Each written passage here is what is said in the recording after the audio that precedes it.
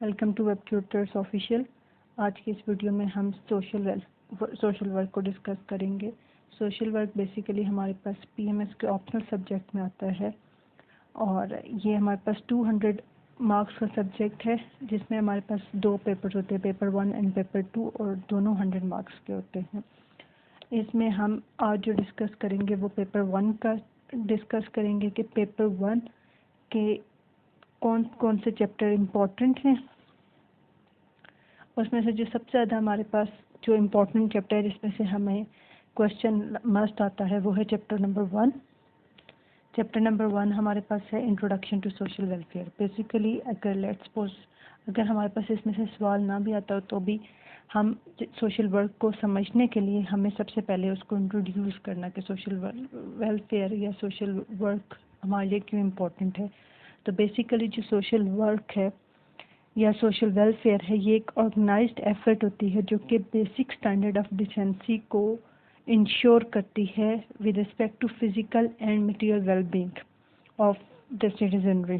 ठीक है, और अगर हम इसको प्रॉपर डेफिनेशन के तौर पर डिस्कस करें तो मार्टिन एंड सॉल्ट के accordingly social welfare attempts to enable people in need to attain a minimum level of social and personal functioning. अब मिनिमम लेवल कौन सा होता है? जिसके अंदर आपको बेसिक नीड्स ऑफ लाइफ सारी मिल रही हो। अब बेसिक नीड्स ऑफ लाइफ में आपके पास फूड आ जाता है, शेल्टर आ जाता है, क्लॉथिंग आ जाती है। ये लेवल ऑफ सेटिस्फेक्शन अटेन हो रहा है या ये करने के लिए हम सोशल वेलफेयर यूज़ करते हैं या सोशल वर्क करते हैं। ठीक है, इसके अंदर सर्विसेज में रिक्रिएशन, सोशलाइजेशन, काउंसलिंग, ये सारी चीज़ें इंक्लूड होती हैं। अब अगर हम फंक्शनल डेफिनेशन देखें तो ये डिफरेंट प्रोफेसर्स ने दी हुई है, जिसमें से फिलिप आर पॉपर के अकॉर्डिंगली कि कोई भी सोसाइटी तब सर्वाइव कर सकती है जब उसके जो इंडिविजुअल्स हैं वो एज एन इंटरडिपेंडेंट यूनिट्स काम करें। बिकॉज सोशल वर्क या सोशल वेलफेयर का ये कॉन्सेप्ट है कि सोसाइटी एक दूसरे पर डिपेंड करती है। विदाउट डिपेंडेंसी हम सोसाइटी में मूव नहीं कर सकते। हर कोई हर एक चीज़ के लिए सफिशिएंट नहीं होता। इसके लिए एक एरिस्टोटल की कोटेशन मेरे माइंड में आ रही है, one who is sufficient for himself may be N evil और गॉड। ठीक है, यानी कि गॉड या ईवल जो है या बीस्ट हम कह सकते हैं, वो अपने लिए सफिशिएंट हो सकते हैं। उसके अलावा कोई इंसान अपने लिए सफिशिएंट नहीं होता, उसको लोगों की ज़रूरत पड़ती है। इसलिए हमारे पास सोशल वेलफेयर जो है वो एक इम्पॉर्टेंट चीज़ है। उसके बाद हमारे पास जो टॉपिक आ जाता है जिसपे हमारे पास पेपर में क्वेश्चन एक्सपेक्टेड भी होता है वो है अप्रोचेस टू सोशल वेलफेयर। अब ये आपके पास 20 मार्क्स का क्वेश्चन आ सकता है। लेट्स सपोज ये आपके पास 20 मार्क्स का क्वेश्चन आता है अप्रोचेस टू सोशल वेलफेयर। तो सबसे पहले हमने क्या करना है कि हमने अपना जो सोशल वेलफेयर है इसको इंट्रोड्यूस करना है। इसका इंट्रोडक्शन के बाद सोशल वेलफेयर को डिफ़ाइन करना है और उसके बाद हमने इसके अप्रोचेस की तरफ आना है। तो ओवरऑल हमारे पास जो अप्रोचेस हैं सोशल वेलफेयर की, ये 5 अप्रोचेस हैं। 5 में जो सबसे पहली है वो है welfare as social reform. Welfare as social reform में हमारे पास जो डिफरेंट स्कॉलर्स हैं उसमें टिटमस, वेब्स और बेवरिज आते हैं। ठीक है, और इसमें जो इसका जो मोस्ट प्रीवियस वन है वो है टिटमस, और बाकी सब ने उसी के फुटस्टेप को फॉलो किया। ये जो welfare as social reform approach है ये बेसिकली इंटरवेंशनिस्ट अप्रोच है, जिसमें आपका जो फोकस है वो नेशनल लेवल के ऊपर है। आपने विद इन स्टेट, और मोस्टली जो सोशल वेलफेयर का कॉन्सेप्ट है ये हमारे पास डेमोक्रेटिक स्टेट में दिखाई देता है। तो आपने विद इन स्टेट जब आप पॉवर्टी इशू को, बिकॉज जो मोस्ट कॉमन इशू है किसी स्टेट के अंदर वो उसकी पॉवर्टी का है, क्योंकि पॉवर्टी सबसे ज़्यादा आपकी लिंक करती है सोशल वेलफेयर से। पॉवर्टी है तो आपको सोशल वेलफेयर की ज़रूरत है, पॉवर्टी नहीं है तो आपको सोशल वेलफेयर की ज़रूरत नहीं पड़ेगी। तो जो वेलफेयर एज सोशल रिफॉर्म है बेसिकली ये नेशनल लेवल पे होती है, डेमोक्रेटिक स्टेट में होती है, और इसका जो फोकल पॉइंट होता है डेट इज़ और पॉवर्टी इशू और बेसिक नीड्स ऑफ लाइफ ये प्रोवाइड करना इसकी जो है वो रिस्पॉन्सिबिलिटी होती है, जिसके अंदर आपके पास फूड, शेल्टर, क्लॉथिंग यानी alleviation of poverty, steps to how to alleviate poverty, वो स्टेप्स हमें चाहिए होते हैं वेलफेयर एंड सोशल रिफॉर्म में, इस अप्रोच में। सेकेंडली हमारे पास आ जाती है सोशल वेलफेयर एज सिटीजनशिप। अब जो वेलफेयर एज सिटीजनशिप है, ये जो अप्रोच दी है ये मार्शल ने दी थी 1963 के अंदर, और उसने कोई भी जो सिटीज़न हैं उनके 3 डिफरेंट एलिमेंट्स की फॉर्म में राइट्स बताए हैं कि कोई भी सिटीज़न है तो उनके 3 राइट्स हैं, civil rights, political rights and social rights. Civil right में क्या आ जाता है आपके पास, individual liberty, equality before law, यानी कि ओवरऑल जो सिविल राइट्स हैं उसमें क्या है कि आप इंडिविजुअली आपको कितनी लिबर्टी दी जा रही है, आप लॉ के लिए इक्वल हो या अनइक्वलिटी प्रैक्टिस की जा रही है। सेकेंडली हमारे पास आ जाता है पॉलिटिकल लेवल। पॉलिटिकल लेवल में आपके पास आ जाता है right to vote. Right to vote आपका जो है वो वेलफेयर एज सिटीजनशिप में आता है according to Marshall. Then social, social में आपका इकोनॉमिक वेलफेयर। अब ये इकोनॉमिक वेलफेयर डायरेक्टली आपकी रिलेट करती है सोशल वेलफेयर से। इस चीज़ के लिए, इस पर्पस के लिए हमें सोशल वेलफेयर रिक्वायर्ड है, जहाँ पे आपकी सोसाइटी, जहाँ पे आपकी इकोनॉमी या इकोनॉमिक इनइक्वालिटीज़ आती हैं, वहाँ सोशल वेलफेयर की ज़रूरत पड़ती है। अब अगर हम फर्स्ट देखें सिविल राइट्स, तो ये हमारा जो है वो डील करते हैं लीगल इंस्टीट्यूशंस के साथ, पॉलिटिकल राइट्स पॉलिटिकल इंस्टीट्यूशन के साथ, और जो सोशल राइट्स हैं ये बेसिकली आपके सोशल वेलफेयर के साथ लिंक करते हैं। नेक्स्ट में हमारे पास आ जाता है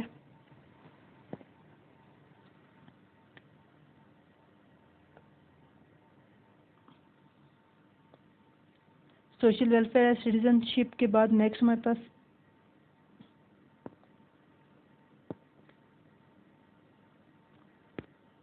आता है हमारे पास कन्वर्जेंस थ्योरी। जस्ट सेकंड, ये बेसिकली हमारे पास कन्वर्जेंस थ्योरी है।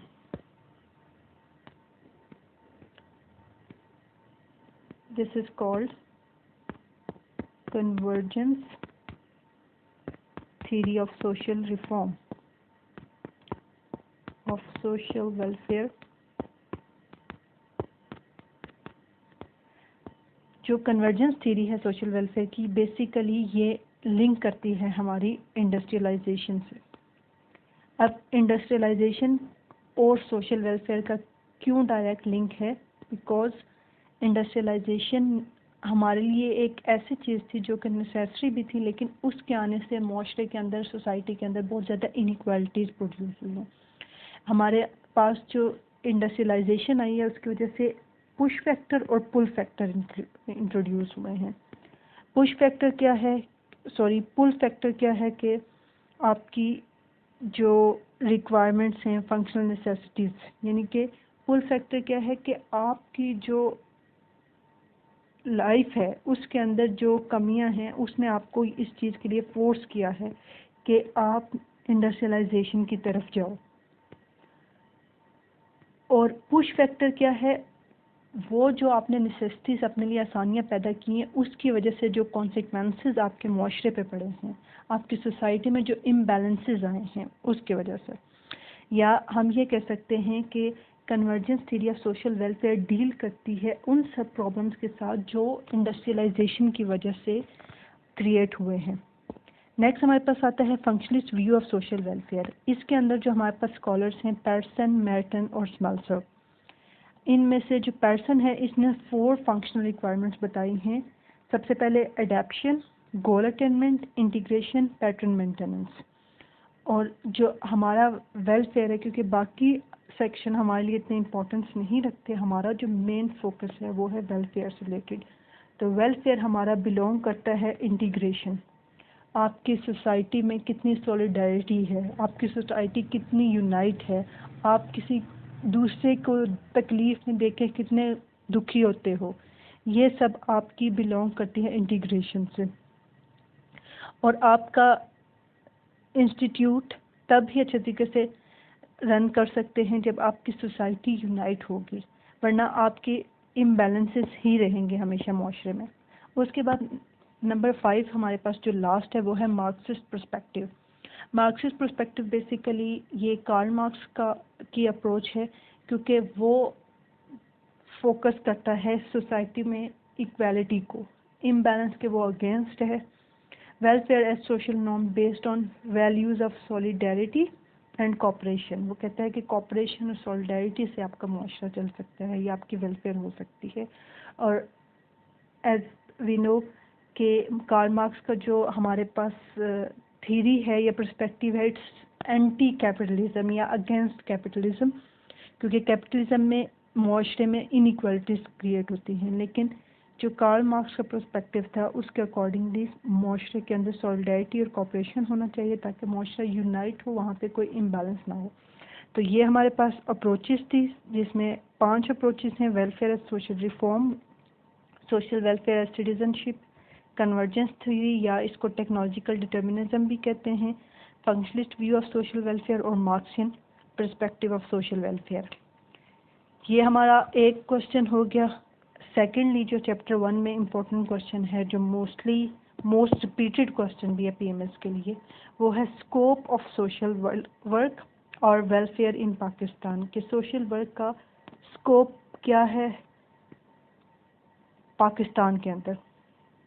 तो सबसे पहला जो हमारे पास इसमें स्कोप में आ जाता है वो है सर्विसेज फॉर द पीपल। कि सोशल वेलफेयर क्या है कि लोगों के लिए सर्विसेज प्रोवाइड करता है। That's why it's important in our country, like it provides welfare of children, women, disabled person etcetera. Secondly, major activities, and the major activities of social welfare is to provide assistance to our public.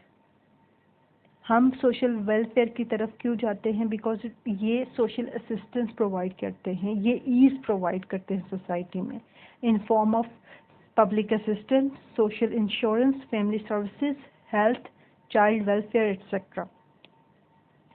Then हमारे पास आ जाता है increasing demand in Pakistan. अब हमारे पास जो demand है पाकिस्तान में सोशल वेलफेयर की, वो इंक्रीज़ क्यों हो रही है विद द पासिंग डे? वो उसकी वजह ये है कि जो सोशल वेलफेयर है वो अपनी ऐसे सर्विसेज हमें प्रोवाइड कर रहा है। हमने सोसाइटी में हम देख रहे हैं कि सोशल वेलफेयर की वजह से सोसाइटी में इम्प्रूवमेंट्स आ रही हैं। इसके अगर हम एग्जांपल देखना चाहें विद इन पाकिस्तान, तो ईदी वेलफेयर ऑर्गेनाइजेशन, ठीक है, कि जब भी कोई इंसान किसी भी दुश्वारी होती है, उसको कोई भी कॉम्प्लिकेशन उसकी लाइफ में आती हैं, तो फर्स्ट ऑप्शन जहाँ पे वो जाना चाहता है वो ईदी है, ईदी सेंटर है। तो डिमांड क्यों बढ़ रही है? क्योंकि सोशल वेलफेयर से लोगों की जो कंडीशन है वो बेहतर होती दिखाई दे रही है, और इस तरह गवर्नमेंट जो है वो भी डिफरेंट प्रोग्राम्स लॉन्च कर रही है, तो इसलिए जो डिमांड है वो बढ़ रही है। और इन डिमांड में क्या है कि एक तो चाइल्ड वेलफेयर होती है, family welfare, women welfare, physical और मेंटली हैंडीकैप जो लोग होते हैं उनकी मदद की जाती है, एजेड लोगों की मदद की जाती है, इसके अलावा जो है वो करेक्शनल सर्विसेज प्रोवाइड की जाती हैं and so on. That's why इसकी जो डिमांड है पाकिस्तान में सोशल वेलफेयर की वो इंक्रीज हो रही है with each passing day. Next में हमारे पास आ जाता है इंटरनेशनल स्कोप। अब इंटरनेशनल स्कोप क्या है कि जो सोशल वर्क है ये हम ये नहीं कह सकते कि it's just important for Pakistan, ये internationally it's an important thing. Internationally important क्यों है? क्योंकि इंटरनेशनल लेवल पे ऐसी बॉडीज़, ऐसी एनजीओज़ बनाई गई हैं जिनका पर्पस यही है कि वो लोगों को हेल्प करें। जैसे कि हमारे पास WHO, वर्ल्ड हेल्थ ऑर्गेनाइजेशन की एग्जांपल आती है, यूनाइटेड नेशन की एग्जांपल आती है कि ये वेलफेयर के डिफरेंट प्रोग्राम्स लॉन्च करती हैं ताकि लोगों की हेल्प हो सके। सो इंटरनेशनली जो है वो इसका एक ब्रॉडर स्कोप है, ये लिमिटेड नहीं है विद अ सिंगल कंट्री और अ सिंगल स्टेट। और इसकी एग्जांपल हम देखना चाहें तो इंटरनेशनल रेड क्रॉस कमेटी। उसके बाद नेक्स्ट हमारे पास आ जाता है acceptance of social responsibility. Acceptance of social responsibility क्या है कि सोशल वर्क को सबसे पहले ये चीज़ हमें रिकग्नाइज करनी चाहिए कि आपने इंडिविजुअल को चेंज नहीं करना, इंडिविजुअल की जो भी सिचुएशन है या सोसाइटी की जो भी सिचुएशन है उसको एडजस्ट किस तरह से करना है। लाइक अगर हम यहाँ पे एग्जांपल लें तो पाकिस्तान को हम देखें कि हमें पता है कि पाकिस्तान की पॉवर्टी ख़त्म नहीं कर सकते बिल्कुल, या हम उसको मिनिमम भी करना चाहें तो वो नहीं कर सकते।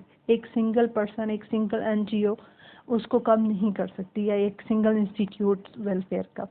हम क्या कर सकते हैं कि हम इंडिविजुअल और सोसाइटी के दरमियान एडजस्ट करें as a social welfare, as a social worker, ताकि जो सोसाइटी में मौजूद बीमारियां या प्रॉब्लम्स हैं उनका एटलीस्ट कोई ना कोई सलूशन दिया जा सके, एडजस्टेबल सलूशन के। कुछ लोग तो एटलीस्ट इस काबिल हो जाएं कि वो उस ज़िंदगी से बाहर निकलें जो वो गुजार रहे हैं।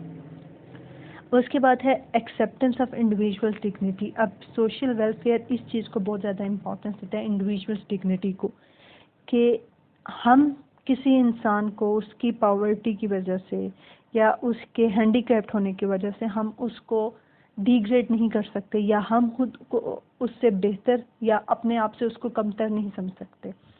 हमारे लिए सबसे ज़्यादा जो सोशल वेलफेयर में इम्पॉर्टेंट चीज़ है या सोशल वर्क में, वो है इंडिविजुअल डिग्निटी, कि हमने हर इंसान को बराबर समझना है और उसको उसके अकॉर्डिंगली लेकर चलना है।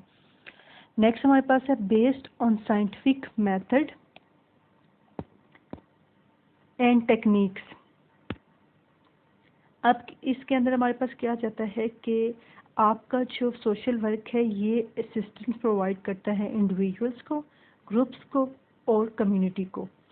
तो इंडिविजुअल्स, ग्रुप और कम्युनिटी तीनों को असिस्टेंस प्रोवाइड करने के लिए आपको प्रोफेशनल स्टाफ की ज़रूरत होती है, प्रोफेशनल ट्रेनिंग की ज़रूरत होती है और प्रॉपर टेक्निक्स को फॉलो करने की ज़रूरत होती है। एक लेमैन सोशल सर्विसेज उस तरह से प्रोवाइड नहीं कर सकता जिस तरह से एक प्रोफेशनल प्रोवाइड कर सकता है। तो डेट्स वाई हम ये कहते हैं कि जो सोशल वेलफेयर है ये साइंटिफिक मेथड और टेक्निक्स पे बेस करता है। नेक्स्ट है प्रोफेशनल ट्रेनिंग। प्रोफेशनल ट्रेनिंग क्या है कि सोशल वेलफेयर, अब अगर हम देखें तो एज अ प्रोफेशन इसको अडॉप्ट किया जाता है, लोगों को प्रॉपरली इसके लिए ट्रेनिंग दी जाती है। फॉर एग्जांपल हम अगर देखते हैं जैसे कि ज़कात, सिस्टम ऑफ ज़कात है, ज़कात किस तरह से डिटेक्ट करनी है, किस रेशो से करनी है, ये पहले ट्रेनिंग दी जाती है। उसके बाद वो एज अ सोशल वर्कर जो है वो ज़कात डिटेक्ट करते हैं और अकॉर्डिंग टू इस्लाम जो आपके ज़कात को कलेक्ट करते हैं और उसको मुस्तहिकीन तक पहुंचाते हैं। उसमें से उस पैसों में से ज़कात के ही पैसों में से उनकी एक सैलरी अलॉट की जाती है कि ये उनकी सैलरी है। तो ये बेसिकली क्या है, प्रोफेशनल ट्रेनिंग के तौर पर भी इसको लिया जाता है। या इसके अलावा कोई ऐसा इंस्टीट्यूट जैसे इंटरनेशनल लेवल पे हम देखते हैं कि यूएन ने शहजाद रॉय को एम्बेसडर के तौर पर रखा हुआ है सोशल वेलफेयर के लिए। तो क्या है कि उसको प्रॉपर ट्रेन किया गया है ताकि उस मतलब जो इश्यूज़ हैं अपने कंट्री के वो इंटरनेशनल लेवल पे डिक्लेयर कर सके या बता सके। देन हमारे पास आ जाता है combination of science and arts. अब साइंस एंड आर्ट्स का एक कम्बिनेशन है। इसके लिए हमारे पास क्या है कि जो प्रोफेसर फ्रेडलैंडर है, ही सेड कि social work is both science and art. और ये साइंस एंड आर्ट क्यों है, क्योंकि इसके अंदर बेसिकली ह्यूमन बिहेवियर, उसका नेचर और इंडिविजुअल की जो मेंटल एंड फिज़िकल कंडीशन को अंडरस्टैंड करना है, ये सब चीज़ें इंक्लूड हैं। इसलिए इसको हम combination of science and art कहते हैं। और लास्ट हमारे पास आ जाता है कंक्लूजन। कंक्लूजन में क्या करना है कि आपने जस्ट अपने टॉपिक को कंक्लूड करना है क्वेश्चन को एंड करने के लिए। तो ये जो स्कोप ऑफ सोशल वेलफेयर है, it's most important and expected question for PMS 2020। और अगर आप पास्ट पेपर्स देखें तो मोस्टली ये क्वेश्चन पेपर में आता है। तो इसको अगर आपने जब अटेम्प्ट करना है तो सबसे पहले आपने इसको इंट्रोडक्शन लिखना है, उसके बाद आपने सोशल वेलफेयर की डेफिनेशन और उसके बाद ये स्कोप के पॉइंट्स लिख देने हैं और एंड पे कंक्लूजन। तो इस तरह से आपका ये टॉपिक कंप्लीट हो जाएगा। और अभी जो पेपर 1 का जो चैप्टर 1 है वो भी आपका कंप्लीट हो गया है। तो आई होप कि आपको जो भी मिसअंडरस्टैंडिंग हुई होगी इस चैप्टर से रिलेटेड वो क्लियर हो चुकी होगी। बट स्टिल अगर आपको कोई कन्फ्यूजन हो तो आप मुझे कमेंट करके बता सकते हैं। आई एम श्योर आपको इस वीडियो से कुछ फ़ायदा ही हुआ होगा, लेकिन अगर आपको फिर भी कोई इशू लगे तो आप मुझसे डिस्कस कर सकते हैं। एंड काइंडली इस चैनल को सब्सक्राइब करें। अगर आपको वीडियो अच्छी लगे तो लाइक करें और इसको शेयर करें। जज़ाकल्लाह।